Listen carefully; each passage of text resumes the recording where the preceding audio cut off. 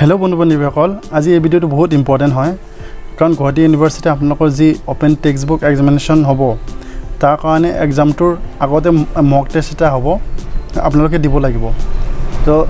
তাৰ নোটিফিকেশনটো আজি গুৱাহাটী ইউনিভাৰ্সিটিৰ যিটো ওয়েবসাইট আছে হেৰুত আহি গৈছে তো মক টেষ্টটো কেনেকৈ হ'ব কেতিয়া হ'ব ইয়াৰ বিষয়ে মই আজি ডিসকাস কৰিম সো ভিডিওটো হেকলৈকে চাই থাকিব সো আপোনালোকে গুগলত যাব গুগলত যাই কিনে সাৰ্চ কৰিব গুৱাহাটী ইউনিভাৰ্সিটি বুলি गुवाहाटी यूनिवर्सिटी बोली तो गुवाहाटी यूनिवर्सिटी आहि गई गुवाहाटी यूनिवर्सिटी मक टेस्ट इते क्लिक करिब यात क्लिक करार पिছত गुवाहाटी यूनिवर्सिटी मक टेस्ट आहि गई mock test schedule Guwahati university यात क्लिक करिब क्लिक करार पिছত आपनालोके लेफ्ट राइट साइडत सब ओपन टेक्स्ट बुक एग्जामिनेशन लिखा আছে ইয়াতে क्लिक करिब क्लिक करार पिছত सब तলত ए मक टेस्ट लिखा আছে एटु मक टेस्टत क्लिक करिब तो क्लिक करार पिছত एटु पेजटु खोल खाइ যাব सो आपनलोকৰ যেটো আগতে যেটো এটা নোটিফিকেশন আইছিল ওপেন টেক্সট এক্সামিনেশনৰ হে নোটিফিকেশন দিয়া আছিল যে এক্সামৰ আগত आपनलोকৰ এটা হেৰি দিব কোৱেশ্চন পেপাৰ দিব কোৱেশ্চন পেপাৰটো সলভ কৰি কিনে দিব आपनलोকৰ এ4 সাইজত লিখি কিনে এটো আপলোড কৰিব লাগিব সেম তেনেকুৱা ধৰণে হ'ব आपनलोকৰ এটা এনেকে এটা পেজ দিব এটো পেজে সেম পেজ মানে মক টেষ্টত হিয়তে গুৱাহাটী ইউনিভাৰ্সিটি ওয়েবসাইটত থৈ দিব আপোনালোকে এটো ডাউনলোড কৰি কিনে এটো মানে ধৰক যে এটো কোৱেশ্চন পেপাৰ এটোই মানে দি দিব ইয়াৰ যেদিনা আপোনাৰ মক টেষ্ট হ'ব সেদিনা আপোনালোকে 10টা পেজ যিকোনো সিঙ্গেল পিডিএফ বনাই আপলোড কৰিব লাগিব সেম যেনেকে open text book open examination হ'ব তেনেকে সেম হ'ব সো মই মক টেষ্টত ক্লিক কৰিলো আহি গ'ল মক টেষ্ট যে অনুশীলনমূলক পৰীক্ষাসমূহ গুৱাহাটী বিশ্ববিদ্যালয় পৰীক্ষাৰ্থীসকলে এই অনলাইন মাধ্যমত হ'বলগীয়া মুক্ত পাঠ্যপুথি পৰীক্ষাৰ প্ৰক্ৰিয়াটোৰ লগত চিনাকি কৰি দিবলৈ এটা অনুশীলনমূলক পৰীক্ষা পৰ্টেল মুকলি কৰি দিব মানে এটোত কোৱা হৈছে যে ওপেন টেক্সট বুক যেটো এক্সামিনেশন হ'ব সেম তেনেকুৱা এটা মক টেষ্ট হিয়তে পাতিব তাৰ কাৰণে হিয়তে এটা পৰ্টেল খুলিব সেই পৰ্টেলত গোটেইখিনি এক্সাম হ'ব মানে হেতুত কৈছে আৰু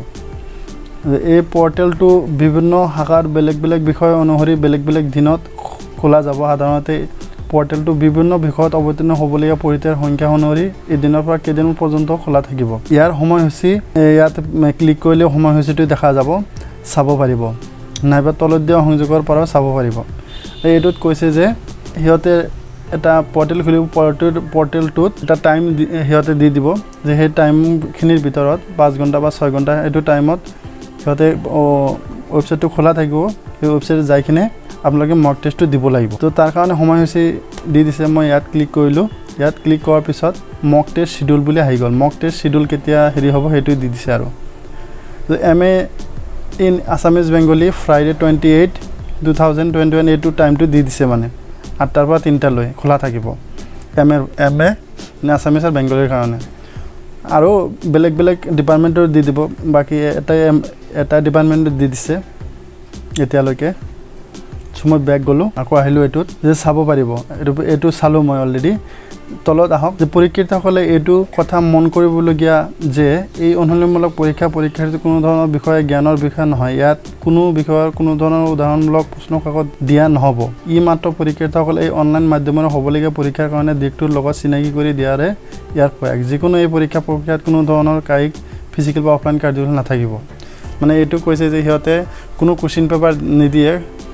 বা সেই কোৱেশ্চন পেপাৰৰ এনসাৰ আপোনালোকে যে আপলোড কৰিব লাগিব তেনেকুৱা নহয় বা এটা শো কৰিবৰ কাৰণে যে আপোনালোকে কেনেকৈ কি দিব পাৰে নেকি অনলাইনত এক্সাম হেতুই মানে হেৰি কৰিবৰ কাৰণে হিয়তে এটা কোৱেশ্চন পেপাৰ দিব কোৱেশ্চন পেপাৰটা এনেকা হ'ব এটোই দি দিব হিয়তে মানে এটো কোৱেশ্চন পেপাৰ বুলি ভাবিব লাগিব আপোনালোকে সো এটো ডাউনলোড কৰি পিনে আপোনালোকে 10টা পেজ এটাৰ পিডিএফ বনাই কিনে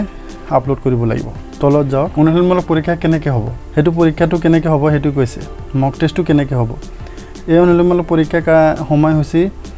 সময়সূচীটো আমি চালো এজন পৰীক্ষাৰ্থীয়ে তেওঁৰ বিষয় বা শাখা অনুসৰি সেই দিনৰ পৰীক্ষা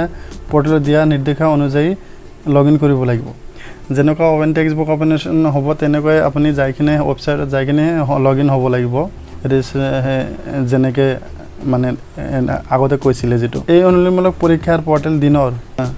আপোনালোকে 8 বজাৰ পৰা 16 বজালৈকে মানে খোলা থাকিব আৰু এজন পৰীক্ষাৰ্থী এই সময়সীমাৰ ভিতৰত যিকোনো সময়তে লগইন কৰিব পাৰিব যদি প্ৰথমবাৰ লগইন কৰোতে কোনো পৰীক্ষাৰ্থী অসুবিধাৰ সন্মুখীন হয় তেন্তে প্ৰয়োজন অনুযায়ী তেওঁ এবাৰতকৈ বেছি লগ ইন কৰিব পাৰে। মানে কোনো পৰীক্ষাৰ্থী যদি এবাৰত লগ ইন নহয় তেনেহ'লে সিহঁতে দুবাৰ বা তিনিবাৰ নেক্সট টাইমো হেৰিতো লগ ইন কৰিব পাৰে, কোনো অসুবিধা নহয়। 3 নম্বৰ দিয়া আছে লগ ইন কৰাৰ পাছত পৰীক্ষাজনে এখন পৃষ্ঠাৰ এখন নিৰ্দেশাৱলী ডাউনলোড কৰিব লাগিব। মানে ইয়াতে কৈছে যে লগ ইন কৰাৰ পাছত পৰীক্ষাৰ্থীজনে এখন এক পৃষ্ঠাৰ এখন নিৰ্দেশাৱলী ডাউনলোড কৰিব লাগিব। এইটোৱে ডাউনলোড কৰিব লাগিব, এইটো পেজটো দি দিব সিহঁতে, এইটো পেজটো ডাউনলোড কৰিব লাগিব। ইয়াতে ব্লুৰ বুলি সিহঁতে দি দিছে কাৰণ এইটো অলৰেডি সিহঁতে শ্ব' কৰা নাই। তলত আহক, যিখন ডাউনলোড কৰাৰ প্ৰক্ৰিয়া এখন প্ৰকৃত প্ৰশ্ন কাকত ডাউনলোড কৰা নিচিনাই হ'ব। মানে অ'পেন টেক্সটবুক এক্সামিনেশ্যন যিটো হ'ব আপোনালোকৰ প্ৰশ্ন কাকতটো দি দিব, যেনেকৈ ডাউনলোড কৰিবলৈ তেনেকৈ ছেম ৱেবছাইটত যাই কিনে আপোনালোকে ডাউনলোড কৰিব লাগিব। এই নিৰ্দেশাৱলী এক নমুনা এই সংযোগৰ পৰা চাব পাৰি। যিকোনো পৰীক্ষাৰ্থী এজন অনুশীলনমূলক পৰীক্ষাৰ দিনা কি কি নিয়ম পালন কৰিব লাগিব সেয়ে লিখা থাকিব। মানে ইয়াতে লিখা থাকিব কেনেকুৱা এক্সাম হ'ব, কি নিয়ম পালন কৰিব লাগে, এইটো ইয়াত লিখা থাকিব। ইয়াতে অলৰেডি লিখা আছে কিন্তু সেইটো ব্লাৰ কৰি দিছে। তলত হওক, মই এইটো হেৰিটো চাই লওঁ আগতে, এই পেজটো সিহঁতে দি দিব, সেইটো কৈছে আৰু। তলত হওক, ইয়াৰ পাছত পৰীক্ষাজনী 10টা পৃষ্ঠাৰ এখন স্কেন কৰি তৈয়াৰ কৰা PDF ফাইল আপলোড কৰিব লাগিব, যাৰ আকাৰ 5 MBতকৈ বেছি হ'ব নোৱাৰে। মই ক'লোঁ নহয় আপোনালোকে 10টা পেজ এটা লিখক নিলিখক এনেই আৰু ফটো মাৰি কিনে PDF বনাই কিনে 5 MBতকৈ যেন বেছি নহয়, 5 MB মেক্সিমাম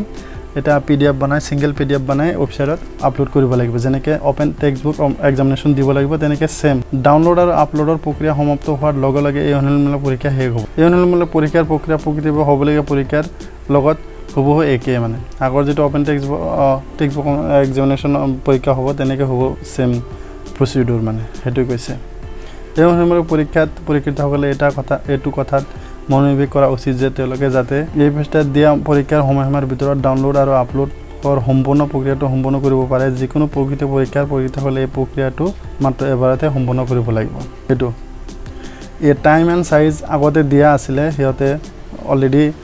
যিটো আপোনাৰ অ'পেন টেক্সটবুক এক্সামিনেশ্যনৰ যিটো ফাৰ্ষ্ট নটিফিকেশ্যন আছিলে সিহঁতে লিখা আছিলে টাইম এণ্ড চাইজ আকৌ দি দিছে সিহঁতে। ইয়াৰ ভিতৰত প্ৰশ্ন কাকতটো ডাউনলোড কেনেকৈ কৰিব লাগিব, উত্তৰ বহী আপলোড কেনেকৈ কৰিব লাগিব, PDFটো কেনেকৈ বনাব লাগিব, সেইটো দি দিছে। আৰু সেইটো আগত যিটো দি দিছিলে সেইটোৱে দি দিছে।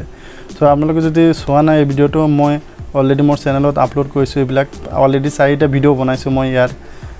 গুৱাহাটী ইউনিভাৰ্চিটিৰ যিটো অ'পেন টেক্সটবুক অ'পেন এক্সামিনেশ্যনৰ কাৰণে 4টা ভিডিঅ' অলৰেডি মই বনাইছোঁ, আপোনালোকে চাব পাৰে। চ' মতামত সিহঁতে পৰীক্ষা শেষ হোৱাৰ পিছত সিহঁতে এটা ফিডবেক ল'ব, মতামত ল'ব।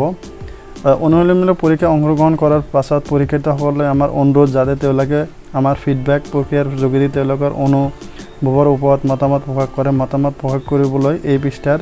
প্ৰথমতে থকা ফিডবেকৰ প্ৰতীক চিহ্নত ক্লিক কৰিব লাগিব। ইয়াতে ক্লিক কৰাৰ পিছত মক টেষ্ট শিডিউল আহি গ'ল।